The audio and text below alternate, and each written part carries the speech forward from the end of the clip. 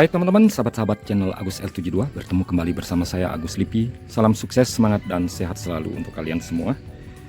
Baru saja teman-teman saya membersihkan areal di sini ya, yang di belakang tembok ini, dan sekarang sudah terlihat lebih terang. Nah di sana ya, sana juga saya mengurangi beberapa dahan ataupun percabangan dari sebuah pohon ya, atau yang sering kita sebut dengan bahan bonsai. Ya, ini pun bisa jadi bahan bonsai kalau kita bisa membudidayakannya, baik itu dengan cangkok ataupun stek, yaitu bahan bonsai sancang. Ya, tadi baru saja saya lakukan ya, pangkas di sana, pemotongan teman-teman, agar tidak rindang ya, kemudian menutupi yang di bawahnya.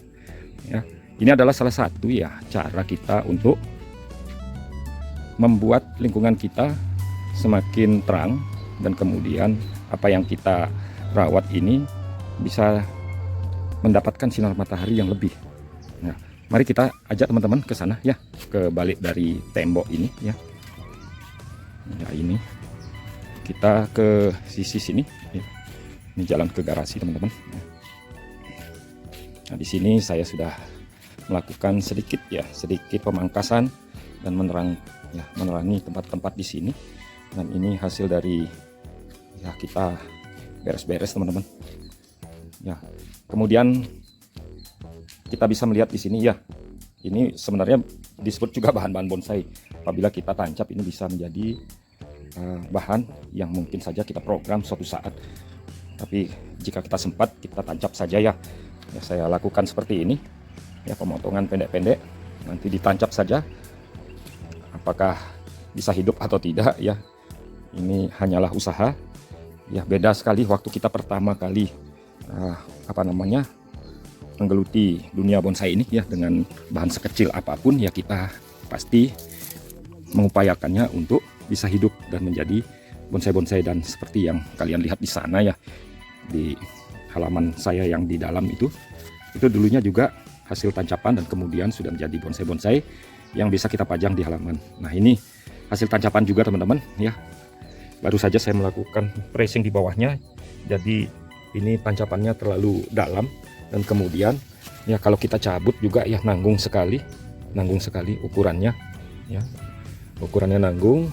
Ada dua di sini yang saya pressing bawahnya, dan kemudian kita memanfaatkan tumbuhnya akar-akar yang ada di permukaan yang sejajar. Jadi kita dengan menggunakan cara ini ya, kita berupaya untuk program akar sementara ya, tanpa mencabutnya. Jadi ada beberapa yang saya lakukan seperti ini ya teman-teman ya. Nah, ini juga ya, nanti kita tambahkan media tanamnya, atau kita nanti bersihkan sedikit ya areal di sini, karena hasil tancapan ya seperti ini. Jadi jaraknya tidak diatur, bukan programan, tapi yang kita lakukan di sini adalah membiarkan bahan-bahan bonsai itu semakin lama semakin membesar tanpa kita memberikan perhatian khusus sehingga tumbuh dengan liar.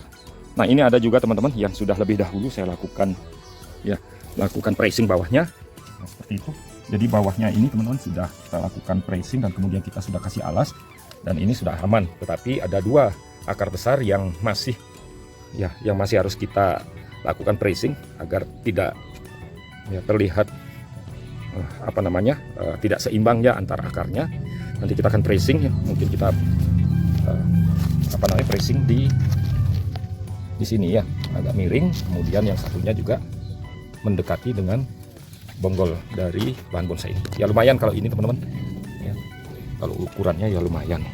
Jadi itu saat pun ya, bahan bonsai ini kita harapkan menjadi bahan bonsai yang bisa kita manfaatkan dengan kondisi yang lebih besar, mungkin saja di medium akhir atau large awal ya, karena kita kebanyakan memiliki bonsai-bonsai medium ke bawah, jadi medium awal ke bawah ya. Sekali-sekali kita juga program bonsai, dan kemudian kita proses bonsai yang mungkin saja lebih tinggi, sedikit natural ya, bukan hanya bogel saja. Mungkin bisa juga kita buat bonsai dengan konsep natural.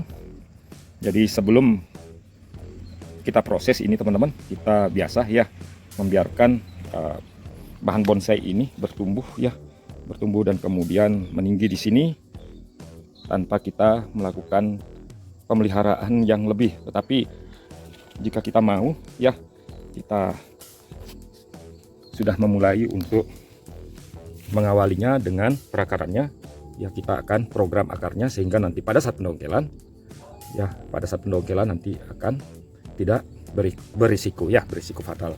Jadi saya akan potong 2 akar besar ini teman-teman, lumayan sudah sebesar lengan ya 2 akar ini, dan saya akan langsung saja melakukan proses eksekusi 2 akar bahan bonsai sancang ini.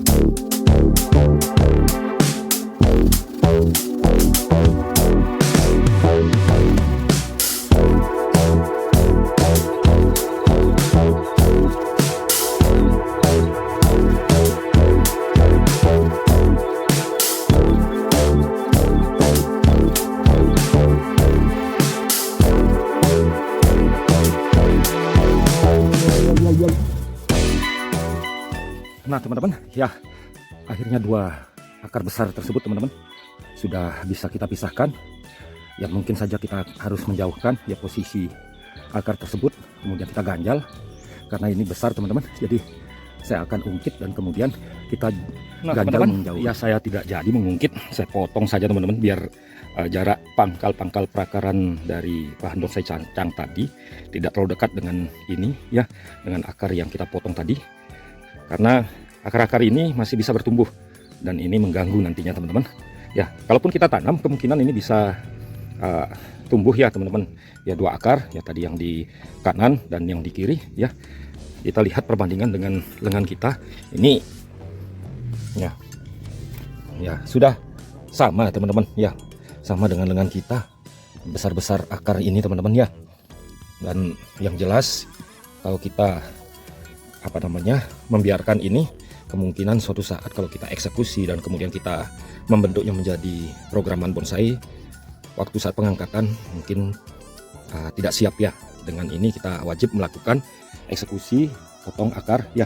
Memang saya akhirnya tidak melakukan pengungkitan atau mengarahkan akar ini menjauh, tetapi langsung saya potong ya, disebabkan karena ya posisinya seperti ini teman-teman, sangat tidak nyaman ya, dan juga untuk bahan bonsainya juga tidak maksimal dikarenakan ya kita dalam program kita tidak dapat bergerak dengan leluasa karena di sebelahnya tembok, dan kalau kita pun membuat tunggul nantinya ini akan terdampak ya, ada yang kurang sinar dan kemudian tunas-tunas tumbuh tidak maksimal ya. Seperti ini teman-teman hasil dari kita melakukan eksekusi ya, eksekusi akar yang ini sudah kita ya habiskan, dan misalnya batas terakhir akar yang sudah kita potong, dan ini juga teman-teman, ini juga batas akhir dari akarnya.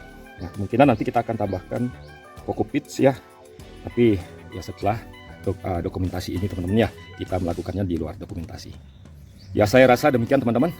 Bagaimanapun ya bahan bonsai kita dan keberadaannya dimanapun ya, tetap kita perhatikan. Suatu saat ya bahan-bahan bonsai kita akan menjadi bahan bonsai yang kita bentuk menjadi bonsai yang keren.